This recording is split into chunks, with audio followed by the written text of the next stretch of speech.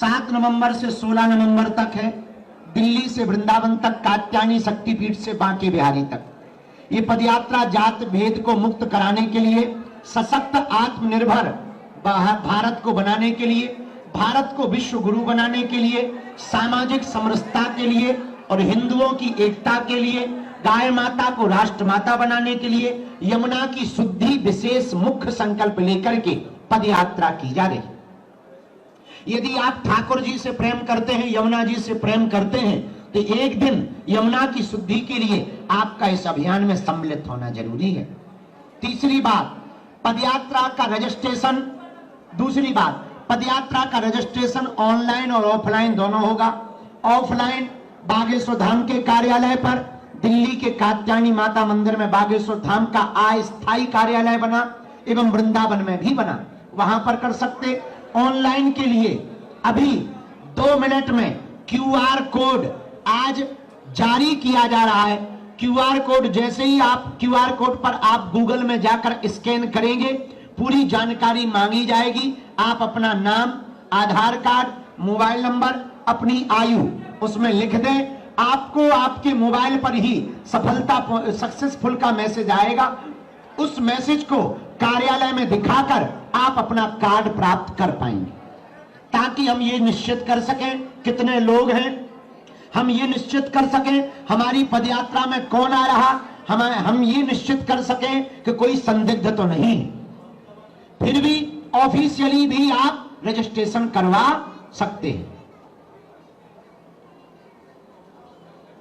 ये पदयात्रा के 10 पड़ाव हैं, 9 दिन हैं, 9 पड़ाव हैं, 10 दिन हैं, 9 रातें हैं। पहला स्थान दिल्ली के कात्यायनी माता मंदिर से जिरखोद मंदिर पहुंचेगी, मेडिकल कॉलेज के पास चलित भोजन लेंगे, दशहरा मैदान में रात्रि विश्राम दूसरे दिन करेंगे, बल्लभगढ़ मंडी में तीसरे दिन दोपहर का भोजन करेंगे, रात्रि विश्राम सीकरी में करेंगे, पृथला में लूथरा जी की भूमि पर दोपहर का भोजन करेंगे, रात्रि विश्राम 10/11/2025 को सेकेंडरी स्कूल पलवल में करेंगे, दोपहर का भोजन पलवल शुगर मिल में 11 तारीख को करेंगे, रात्रि विश्राम 11/11/2025 को मित्रौल प्रधान जी की भूमि पर करेंगे, दोपहर का भोजन 12 तारीख को वंचारी जेबीएम में करेंगे और रात्रि विश्राम 12/11/2025 को होडल मंडी में करेंगे। दोपहर का भोजन कोर्ट 1 बॉर्डर सेल टैक्स के पास 13 तारीख को करेंगे, कोसी मंडी में 13/11/2025 को रात्रि विश्राम करेंगे। दोपहर का भोजन बैकमेड इंडस्ट्री के सामने 14 तारीख को करेंगे, रात्रि का विश्राम गुप्ता रेजिडेंसी 14/11/2025 को करेंगे।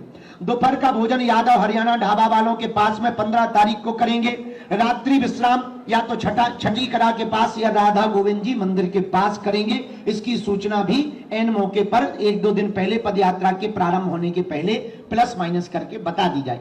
अंतिम 4 धाम छठी यात्रा होते हुए यह पदयात्रा बांके बिहारी ठाकुर जी के दर्शन करने के लिए 16 तारीख को पहुंचेगी। 7 तारीख से 16 तारीख तक की रूपरेखा है। इस पदयात्रा को बागेश्वर बालाजी एवं बांके बिहारी मिलन पदयात्रा नाम दिया गया है। इस पदयात्रा में यमुना बचाओ आंदोलन प्रमुख रूप से है। इस पदयात्रा में पदयात्रियों को कुछ निर्देश दिए गए, वो जरूर पहुंचाए, हमारी हाथ जोड़कर प्रार्थना है।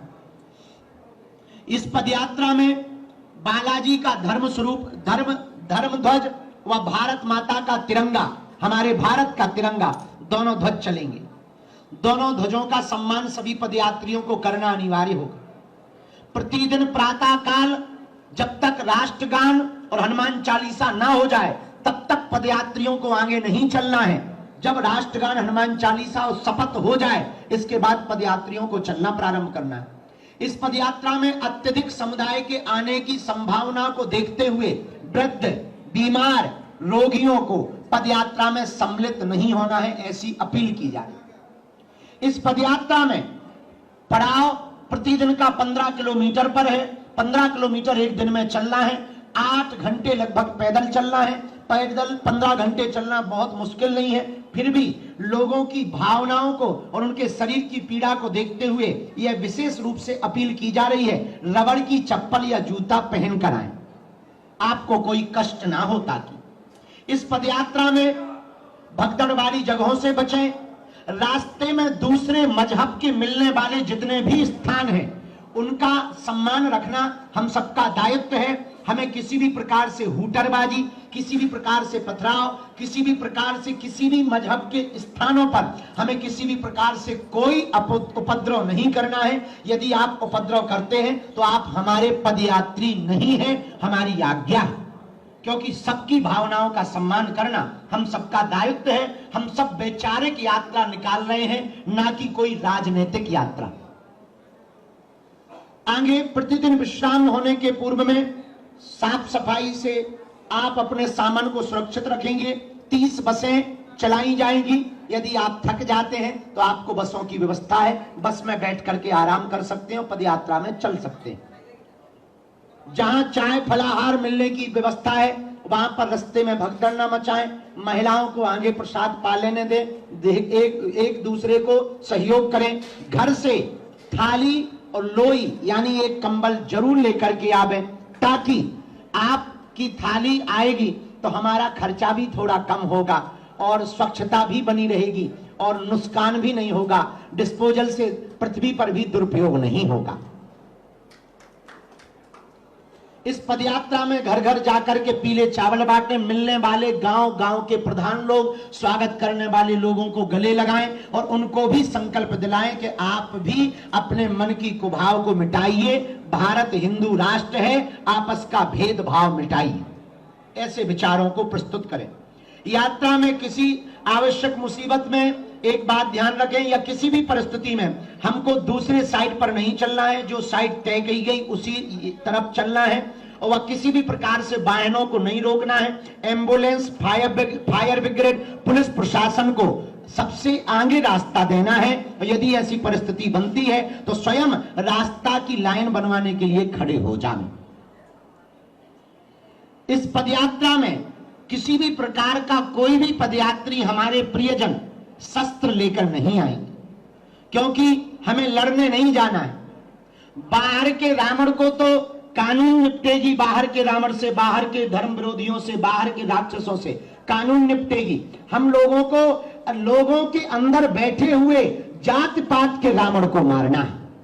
उसके लिए शस्त्रों की जरूरत नहीं है, शास्त्रों की जरूरत है, विचारों की जरूरत है, धर्म पर चलने की जरूरत है। धर्म को इस देश में मानने वाले बहुत हैं, धर्म पर चलने वाले कम हैं। अब हमें इस देश में धर्म पर चलने वाले लोगों को आगे लाना है। इस पदयात्रा में अंतिम जो ध्यान रखना है, किसी भी प्रकार से किसी की सुरक्षा में हमारे द्वारा चूक ना होवे, माताएं बहनें सुरक्षित रहें, इस बात का विशेष ध्यान रखना है। यह पदयात्रा संपूर्ण रूप से आध्यात्मिक है।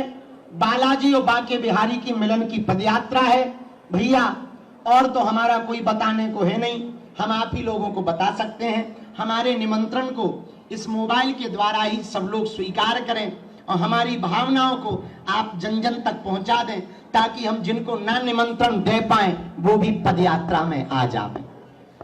एक दिन का जरूर समय निकालें। देश को बचाने के लिए बहुत आवश्यक है पदयात्रा, हिंदुओं को जगाने के लिए बहुत आवश्यक है पदयात्रा। सनातन को बचाने के लिए चार्टर्ड ट्रेन या प्लेन से धर्म नहीं बचेगा। धर्म को बचाने के लिए गांव गांव गली गली जाना पड़ेगा और हिंदुओं को गले लगाना पड़ेगा। बालाजी महाराज के कृपा पात्र बागेश्वर धाम पीठाधीश्वर परम पूज्य धीरेन्द्र कृष्ण शास्त्री जी महाराज का पावन संकल्प। मध्य प्रदेश में छतरपुर के ग्राम गढ़ा में बनेगा विश्व स्तरीय कैंसर अस्पताल एवं रिसर्च सेंटर, जिसकी आधारशिला देश के यशस्वी प्रधानमंत्री नरेंद्र मोदी जी के कर कमलों से रखी जा चुकी है।